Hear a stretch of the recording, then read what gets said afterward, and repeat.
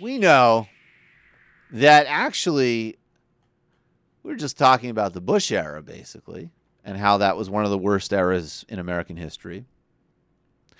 But you know what? I'll say this to Bush. Bush invited imams to the White House.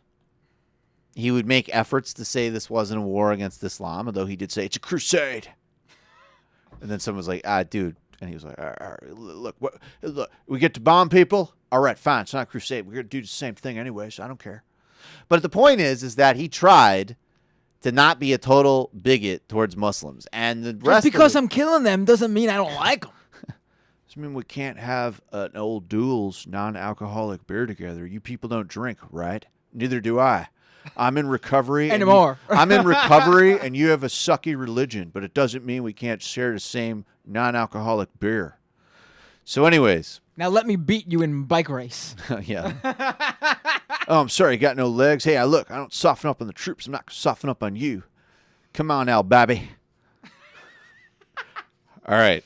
But at any rate, one group of people who never got this memo from George W. Bush about not being totally bigoted towards Muslims are the Texas Complete Republican base? The complete Republican base, and very specifically, the Republican Party of George W. Bush's own home state of Texas. And as we all know, that this is a group that has a lot of brilliant ideas. They have great ideas for making people not gay. They still endorse gay reparative therapy.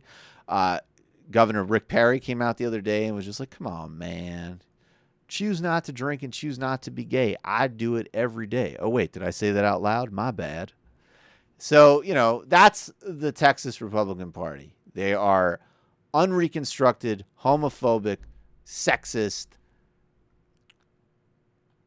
corporate bagmen. And let's add to it, they don't get an opportunity to exercise their Islamophobia as much, which is why they were in luck when at their convention, which ended a couple of weeks ago, their state convention, a reporter, Heba Saeed, a senior at the University of Texas at Arlington, and an editor of the school newspaper, The Shorthorn, went to their convention. She applied for a press pass, and she went to go see them talk about reparative therapy, talk about Obama, and talk about socialism and all the rest. And she wrote, and she wears hijab. And she walked in and she wrote, quote, I discovered a cult-like hatred that is simply disgusting. As I walked through the halls, people stopped in their tracks and frowned and shook their heads at me. Panelists threw the word Islamist around as if it were perfectly okay. And one man even asked if I felt alone in a meeting. I was referred to as you people. Wow. And ya Muslims, and more times than I can count. And the worst part was the way delegates looked at me, as if I was something to fear when I approached them. I did not observe any of this, said Steve Munistri, Texas GOP chairman. I never heard a single anti-Muslim statement, and I never saw any anti-Muslim activity. Now, let me break it down a little bit here. Now, at one point, I have never heard her referred to as a camel jockey. I did not hear the N-word used a single time. And we all know by the universal property that unless you use the N-word, and I might want to just add, you use the N-word in a certain very particular way, because when you think about it's racist, we can't use it because them people use it all the time.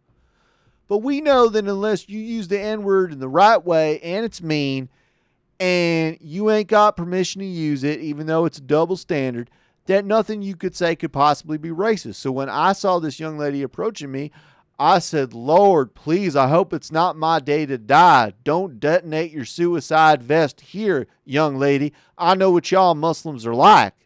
And the fact that she would take that and twist that around and turn that into something anti-Muslim or bigoted, that just hurts.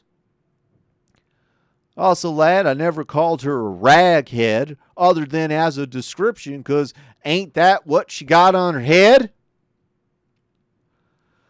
We've gotten to such a point of political correctness in Obama's America, you can't even say what someone's got sitting there on their head. Now, I will admit, I would also like to note that we did not revoke her press pass, did we? No, I don't think so. wait a second. We didn't revoke her press pass? That was a damn security threat to the entire convention.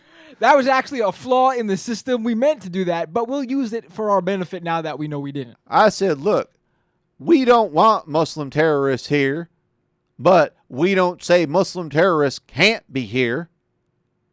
It's a legal thing. I learned that from Big Ralph's or whatever his name I was. learned that from Big Ralph's. They see the daughter. She said we don't serve fags, and the daddy came in and he said, "No, see, sweetie child, that's not exactly right. We don't want to serve fags, but we do. will, But we do. and we do." Same with the Muslims. So look, I don't want to hear no more of this racism mess. I ain't got none of that. So anyways, that's what's happening in Texas.